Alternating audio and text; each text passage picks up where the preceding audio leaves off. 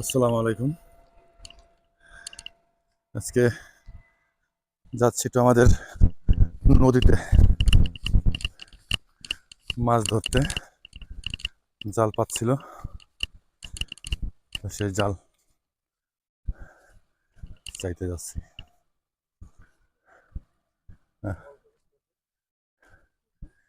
এটা কি মসজিদের অল করতেছে? কার কইটা সিম গাছ?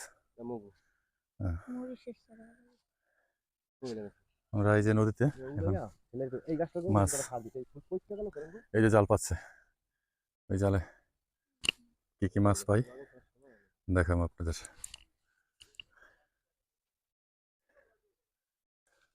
আমার ভাইস্তা সেলিম,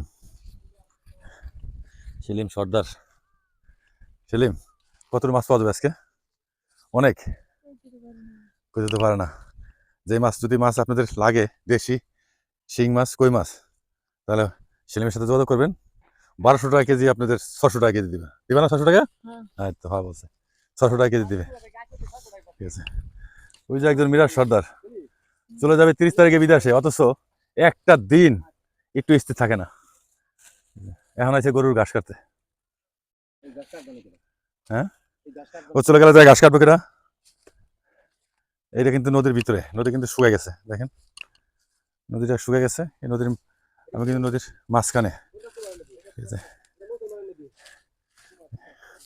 এই নদীটা হলো সেই আইরাল খা নদীর থেকে কুমারা নদী হইয়া, এই কুমারা নদী কিন্তু শুকিয়ে গেছে। ওই দেখেন নদীটা পুরোটা শুকিয়ে অনেক বড় নদীর থেকে শাখা হয়ে বেরিয়েছে।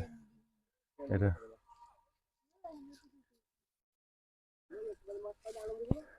আমি কিন্তু নদীর মাঝখানে, একদম আমাদের নদীটা শুকায় যায়। এটার ভিতরে যতটুকু যে টাগুর আছে, কচুরি পানা, এটার ভিতরেই নিচে মাছ থাকে। হ্যাঁ, এটার ভিতরে মাছ ধরে।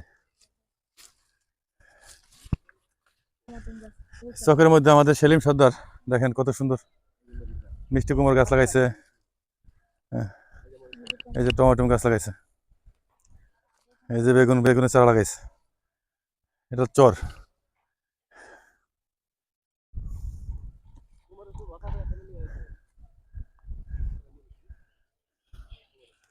কুমারা নদীর পারে কুমড় গাছ লাগাইছে, মাশাআল্লাহ।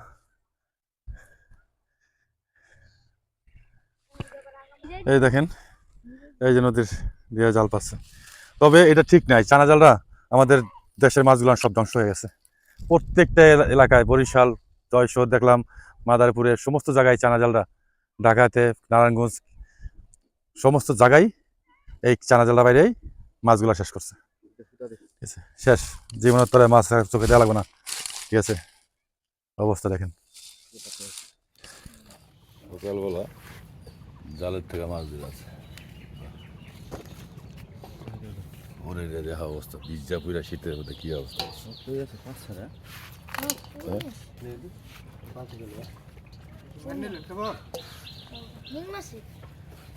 ওটা কি মরা মরে গেছে শোল? ভালো